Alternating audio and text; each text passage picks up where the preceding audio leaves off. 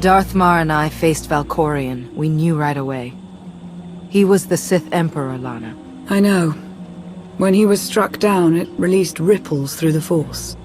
Everyone who had felt the Sith Emperor's presence in the past, on Ziost, on Yavin 4, we all sensed what had happened. Arcann invaded soon after, claiming that an outlander had assassinated his father, the immortal Emperor. It didn't take long for us to unravel the truth. Which side did Arcann attack first? Both. Ships from the Eternal Fleet struck at shipyards and rallying points for both sides simultaneously. They favored ambush tactics throughout the war. Zakuulan sensor technology has far greater range than our own, and their ships can fly much further on less resources. Only vessels retrofitted with Isotope 5 could manage to outrun them. None could truly compete.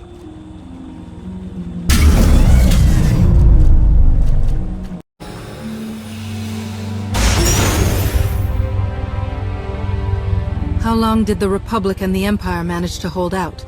Within 3 months, the bulk of our naval forces were disabled or eliminated, and the Republic was in the same situation.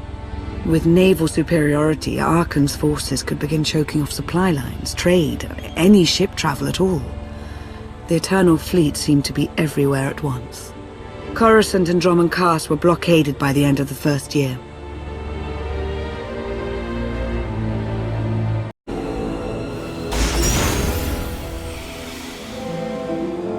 How did it end? The members of the Dark Council fought Arkann's invasion ruthlessly and lost. The Empire's treaty was ultimately negotiated by the Minister of Logistics. Chancellor Saresh also refused to discuss surrender, but the Republic Senate managed to overrule her. A cadre of senators negotiated their own ceasefire terms. All of those senators have since been disgraced or dismissed. I'm sure you can imagine the likely culprit. What about the Jedi Order? I know that they suffered heavy losses, but that's the extent of my information. I've sent agents to find out more, but none have returned.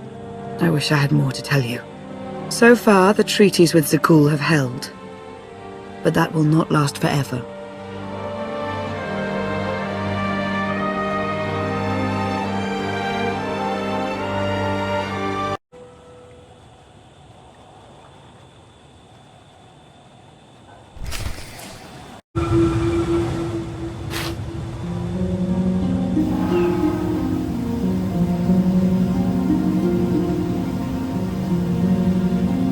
A freshwater spring.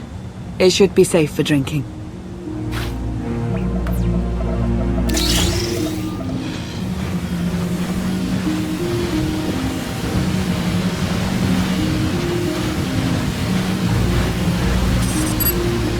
So the Eternal Fleet overwhelmed both the Republic and the Empire.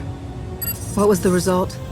Both sides are forced to pay a heavy tribute to Zakuul, mainly raw materials and resources. They're also held under an arms limitation statute.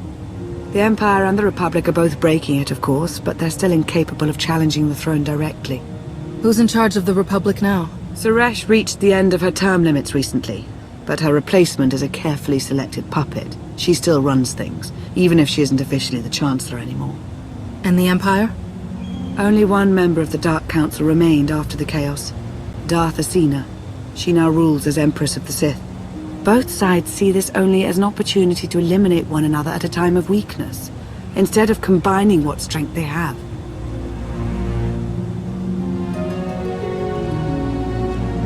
Arcann does nothing to prevent violence between them, so long as their tribute is paid and no one challenges Zakuul's superiority.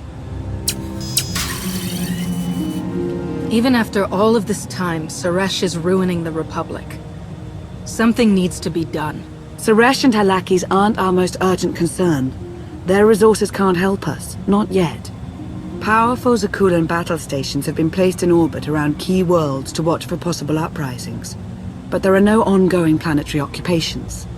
The ships of the Eternal Fleet simply patrol at random, while the tribute paid to Zakuul gradually chokes all economic potential. What about my team? My ship? I have allies looking for them as we speak. With all of the chaos of the last few years, though, it will take time to find them all. For now, we make do with ourselves, Koth, and HK.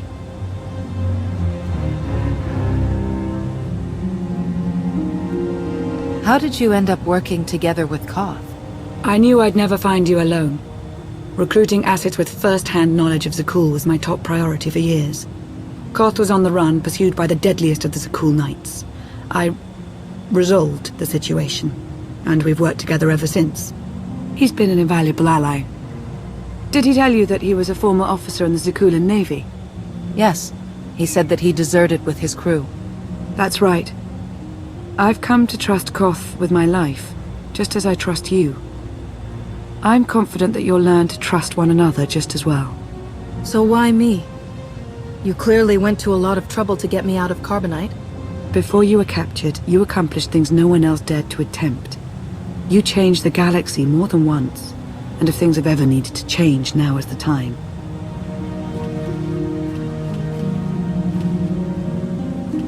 But there is something else. I've felt it since the moment I found you in Carbonite. There's a power in you. Something new. It's elusive, but I know it's there. I think you're right, Lana. I think the Emperor, Valkorion, is in my mind. What?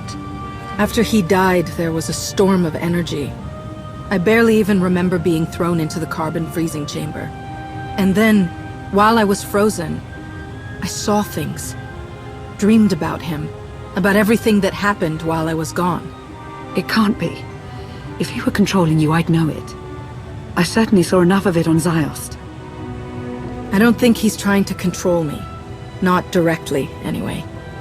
He was trying to convince me to work with him. Whatever he's doing, we can be sure that he's always trying to deceive us somehow. I believe in you. And I appreciate your honesty. I'll remain watchful for any influence he might have over you. For the time being, though, we have no choice but to proceed. What about the others? They wouldn't understand. And like you said, we really don't know anything for sure yet. Let's keep the matter between us for now.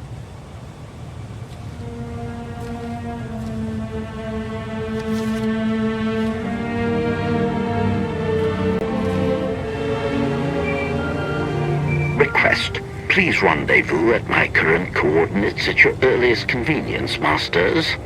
I require assistance. Strange. We should hurry.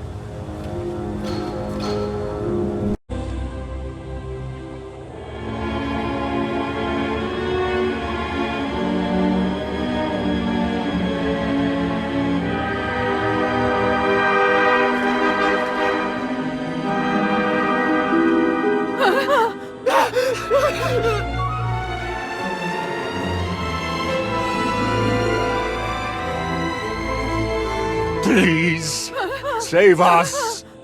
HK, explain. Protestation. I have done nothing to these pitiable meatbags, Master. They were merely bystanders when I destroyed a group of Sky Troopers. They've requested our help in escaping the enemy's notice. Please, we are no danger to you. We were exiled for protesting Emperor Arkan's war.